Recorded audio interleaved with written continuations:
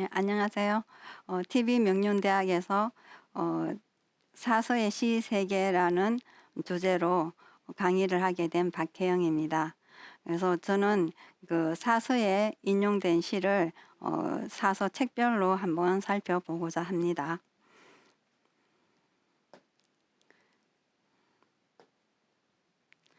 그래서 우리가 사서에 인용된 시를 알려면 먼저 시경이 어떤 책인지, 왜 시경이 어떤 책인지, 시가 어떤 내용인지를 알아야지만 사서에서 왜 인용을 하게 되었는지를 잘 알 수 있겠죠. 그래서 우리 먼저 시경에 대해서 한번 살펴보도록 하겠습니다. 시경은 당나라 때 그 오경 중에 하나로 채택되어서 붙여진 책 이름이 시경입니다. 오경은 시경, 서경, 주역, 예기, 춘추 이 5가지 책을 오경이라고 하죠. 그래서 그 시경의 시들은 그 서주 초 BC 1100년 전후로부터 또 그 춘추 중엽 BC 600년 전후까지 거의 한 500여 년 동안 이 시기에 지어진 것을 모아서 수록해 놓은 것이 시경이라는 책입니다. 그래서 시경을 통해서 우리는 이 시경의 시를 통해서 그 당시의 문화와 또 그 사회상을 알 수 있고 고대를 이해하는데 굉장히 중요한 사료로 사용되고 있습니다. 지금까지도 많은 학자들이 시경을 많이 인용하고 그 자료로 많이 활용을 하고 있습니다.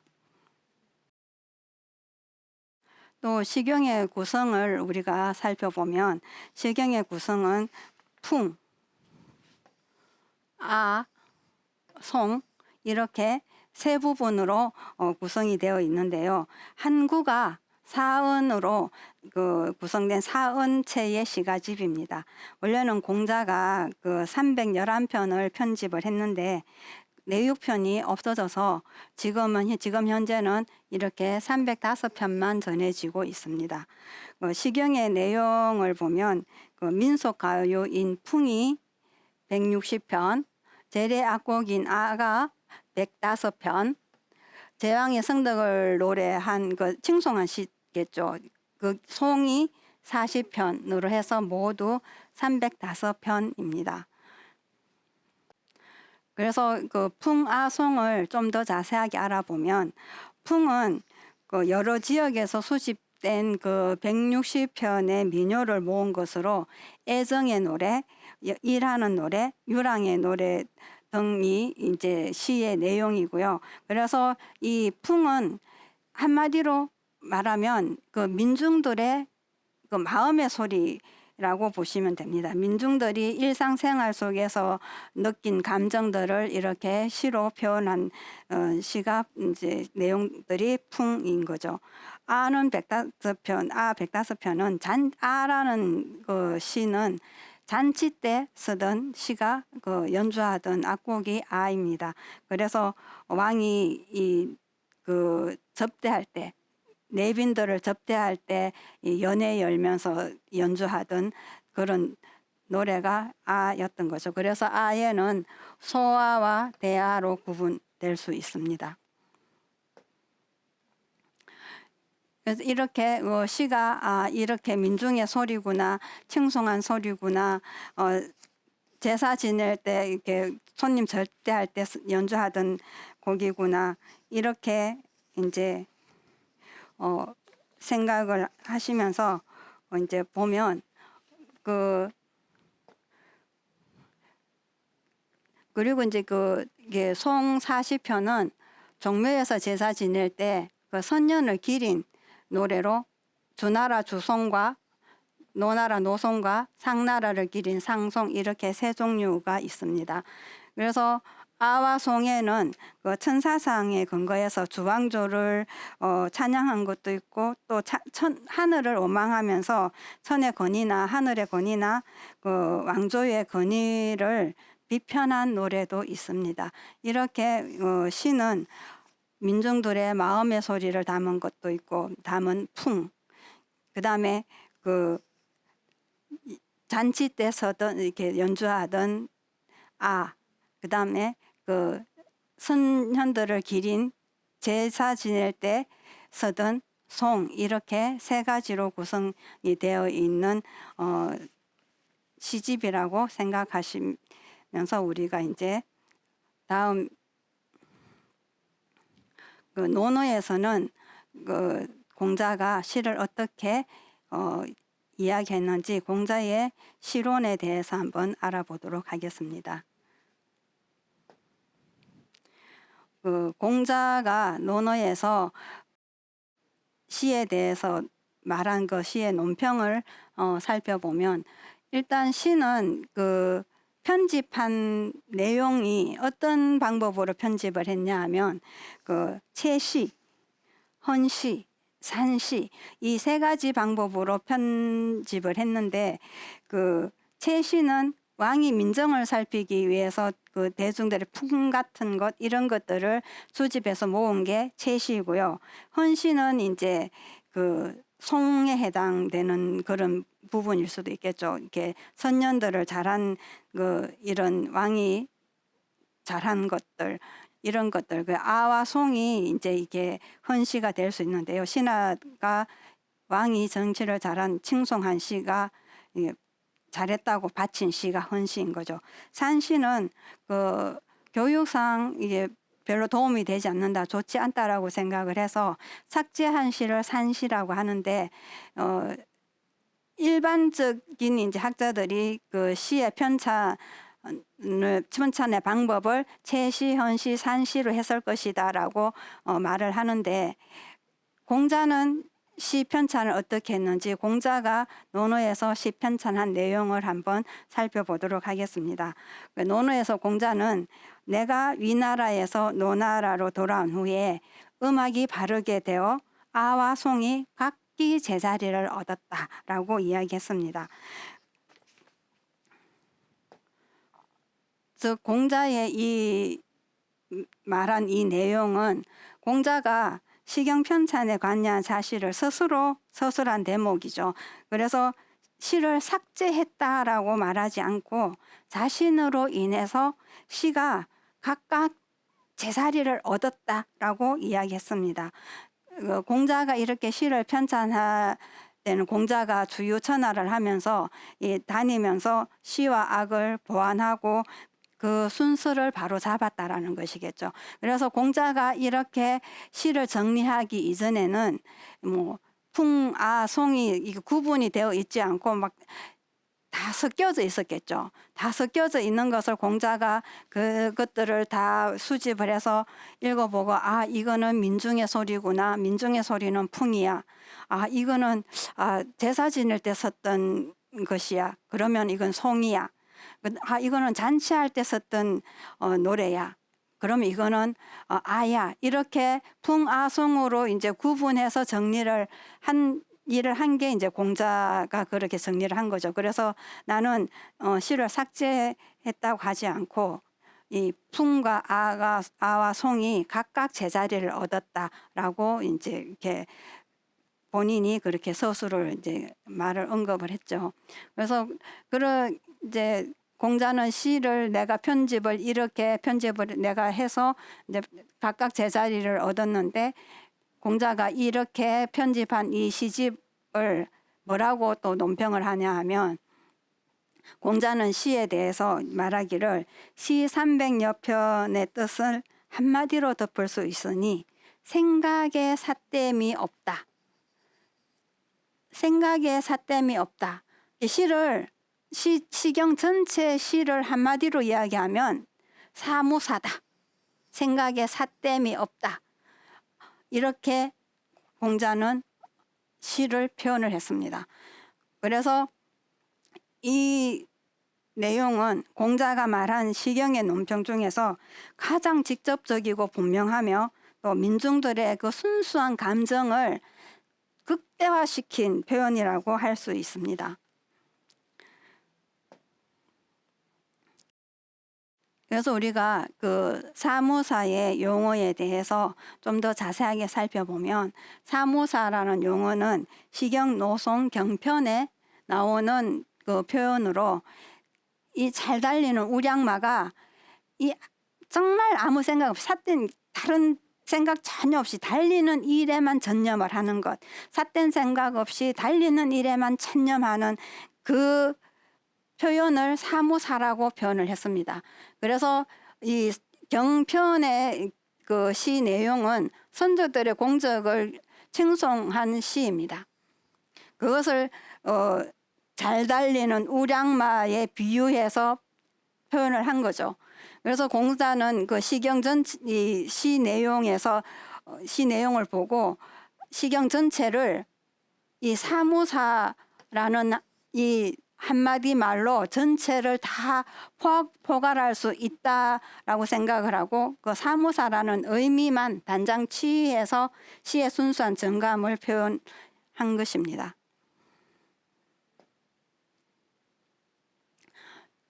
또 그 공자가 논어에서 시를 어떻게 말하는지 또 공자가 시에 대해서 언급한 내용들을 살펴보면요. 관저는 즐겁지만 지나치지 않고 슬프지만 상하게 하지 않는다 라고 해서 이 관저장은 시경 제일 첫 번째 나오는 그 1장에는 제일 첫 번째 나오는 시가 관저라는 시입니다. 그래서 사람의 마음을 애정 표현을 이 지나치지도 않고 그렇다고 표현을 또 안 하지도 않고 너무나 적당하게 알맞게 그렇게 잘 표현했다고 해서 관저가 저게 그 공자가 관저장을 굉장히 이렇게 높였습니다. 그 다음에 태백편에서 뭐라고 하냐면 흥어시 이벌의 성어악이라고 해서 시에서 흥기하며 예에서 쓰며 악에서 이룬다라고 시에 대해서 표현을 했습니다. 그 다음에 또 제자들에게 뭐라고 하냐면 시 300편을 외우더라도 정치를 맡겼을 때 제대로 해내지 못하고 사방의 사신으로 가서 혼자서 대처하지 못한다면 비록 많이 외운다고 한들 어디에 쓰겠는가 라고 제자들에게 이야기했습니다. 시를 공부를 해서 그 시를 활용할 수 있어야 된다라고 이야기하는 거죠. 시를 공부를 했으면서 그걸 정치에 이용도 못하고 사신 가서 시로서 대처를 못하고 그 옛날에는 이 말이 다를 때 시로서 서로 이 응답을 했던 시기였었거든요. 시를 모르면 이 정치도 할 수 없고 소통이 안 되었던 거죠. 시로서 소통을 하던 시기였습니다. 정치를 할 때, 외교를 할 때. 그래서 공자가 시를 배우지 않으면 말을 할 수 없다라고 이야기를 했습니다. 그래서 이렇게 그 공자는 논어에서 그 시를 배워야 하는 중요성을 여러 곳에서 아들과 제자들에게 말을 했습니다. 그래서 그 내용의 핵심이 뭐냐 하면 시는 도덕적 감흥을 불러일으킬 수 있으며 시를 공부하면 소통할 수 있어서 시를 공부하면 소통할 수 있어서 외교에도 능할 수 있다 라고 이야기를 합니다. 그래서 시의 활용 가능성에 관해서 굉장히 제자들에게 많이 이야기합니다. 그래서 시를 꼭 배워야 한다. 시를 배우지 않으면 주남소남을 읽었느냐 안 읽었다고 하니 주남소남을 읽지 않으면 담장을 이렇게 쳐다보고 있는 거랑 똑같다. 담장에 막혀 있는 거랑 똑같다라고 공자가 이야기를 하죠. 그래서 공자는 시를 통해서 정치와 외교, 학문 정진이나 어리 탐구, 심성 함량과 덕행 실천 이러한 지성의 고양과 덕성의 실행을 일깨워주고자 했다는 사실을 알 수가 있습니다. 논어 속에서 공자가 시에 대해서 이야기한 내용들을 쭉 정리해 보면 그래서 공자의 시론에 따르면 시를 통해서 일상성의 도리를 깨달아 우리의 심성을 어떻게 온요도노한 정감으로 교화시킬 수 있다. 이 온요도노 따뜻하고 부드럽고 돈독하고 이 후하게 이렇게 우리의 마음이 바뀌어질 수 있다. 무엇을 통해서? 시를 통해서. 그래서 이 시의 중요성을 공자가 그렇게 이야기를 하죠. 그래서 이러한 시의 효과, 시를 공부를 하면은 어떠한 공효가 있는지, 어떠한 효과가 있는지 살펴보면, 그 논어에서 공자는 계속 지금 반복해서 나오는 내용들이죠.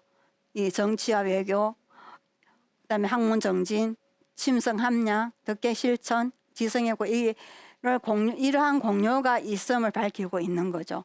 그래서 그 시경 시의 내용 대부분은 사람들이 일상생활 속에서 상황에 따라 그 느낄 수 있는 아주 그 보편적인 감정의 표현을 사람들이 그 솔직하게 시로 표현한 게 마음의 소리가 이제 시라고 본 거죠. 그래서 시의 내용들은 버림받은 여인이 남편을 원망하고 또 백성들의 그 포악한 그 왕의 정치를 원망하고 또 즐거울 때 마음 표현을 하고 또 슬플 때 이렇게 마음 표현을 하고 이렇게 그 감정이 담겨 있는 마음의 소리가 담겨 있는 것이 시경의 내용이다라고 이제 할 수 있습니다. 그래서 공자는 시에서 얻는 즐거움이 갖는 효과를 중요하게 생각하고 시를 통해서 일상생활에 그 바른 도리를 실천하게 하고자 했습니다.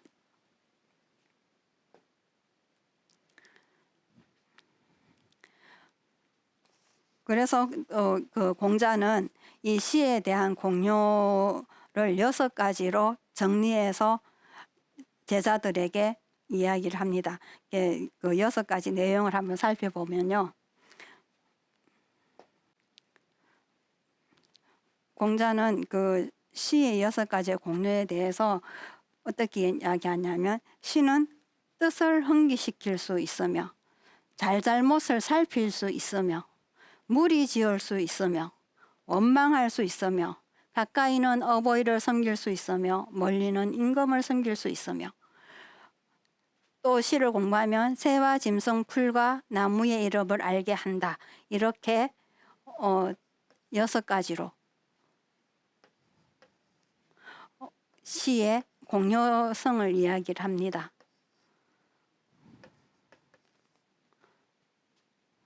이렇게 6가지의 공효를 이야기하죠.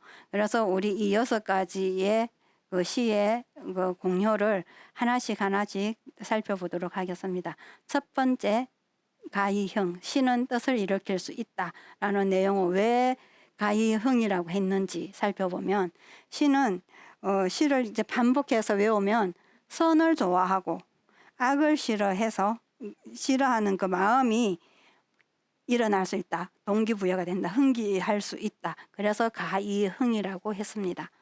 두 번째, 시가 일상의 삶 속에서 여러 애환을 노래한 것으로 시를 통해서 사물과 인생을 관찰할 수 있다라는 거죠. 시를 읽으면서 나도 이런 점이 있었나?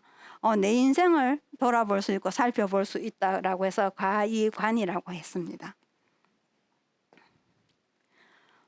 그 다음에 세 번째, 시를 배우면 이 귀가 얇아지지 않고 내 중심이 딱 서게 되는 거죠. 그래서 부안해동하지 않아서 사람들과 두루 조화롭게 그 공동체를 형성해 나갈 수 있음을 이야기하고 있습니다.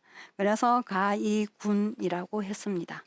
네 번째, 분노와 원망의 감정을 이게 바로 화를 내거나 또 억지로 참거나 이러지 않아도 이렇게 하지 않도록 할 수 있는 게 시를 통해서 그런 마음의 정감을 우리가 할 수 있다는 거죠. 마음 컨트롤을 할 수 있다는 거죠. 그래서 그 분노나 이 좋은 감정 이런 것들을 이 감정을 바로 발산하지 않도록 순화시켜서 은근히 발산할 수 있게 하는 효과가 있다. 그래서 중화의 덕을 지킬 수 있다라고 해서 가이원이라고 표현을 했습니다. 다섯째, 시는 그 도덕적 내용을 담고 있기 때문에 시를 배움으로써 효제의 덕목이나 오륜, 대학에서 말하는 재가, 치국, 천하의 도리를 터득할 수 있다라고 해서 이지사부 원지사군이라고 했습니다. 가까이로는 부모를 섬길 수 있고 멀리로는 임금을 섬길 수 있다라고 해서 이 효제의 덕목을 실천할 수 있다라고 표현을 했습니다. 시는 그러한 시를 열심히 공부하면 이제 이러한 효과가 있다라는 거죠. 마지막으로 6번째는 지금은 우리가 교육적인 자료나 뭐 넘쳐죠. 정보라든가 자료가 너무 넘쳐서 오류가 날 수 있는데 그 시경이 지어지고 읽혀졌던 그 시기에는 교육적 문헌이 많지 않던 시대였죠. 그래서 그 교육적 문헌이 많지 않던 시대에 시경을 열심히 읽으면 그 여러 사실관계에 관한 그 지식을 습득할 수 있다. 그래서 뭐라고 했습니까? 다시거 조수 초목지명이라. 시를 읽으면 새와 짐승과 풀과 나무의 이름을 많이 알 수 있다. 라고 이게 시를 읽었을 때 공부를 했을 때에 나타나는 공효에 대해서 이렇게 6가지로 설명을 했습니다. 그렇기 때문에 공자가 시를 배우지 않으면 말을 할 수 없다. 불학시면 무이언이라 라고 제자들에게 이야기를 한 거죠.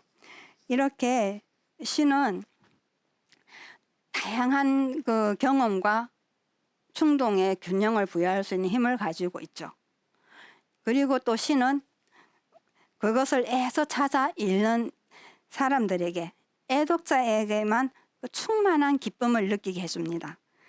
또 자기 자신의 삶을 보다 좀 더 질높게 높은 존재의 차원으로 끌어올리고자 하는 사람에게만 초월적인 힘을 발휘하게 하죠. 내가 이 시경이 이러한 그 효과가 있다. 시경을 읽으면 내 마음이 이렇게 순화될 거야. 내 마음이 온유도누한 정감으로 바뀌어질 거야. 이러한 믿음을 가지고 시경을 읽으면 우리가 더 훨씬 마음으로 다가와서 감동을 받고 그러면 나도 이렇게 살 수 있다라고 행동을 하게 되겠죠. 그럼 우리 다 같이 그렇게 시경을 읽으면서 온유도누한 정감으로 교화를 받아서 다 같이 함께 더불어 함께 잘 살 수 있는 사회가 될 수 있기를 바랍니다. 오늘 강의 마치도록 하겠습니다. 감사합니다.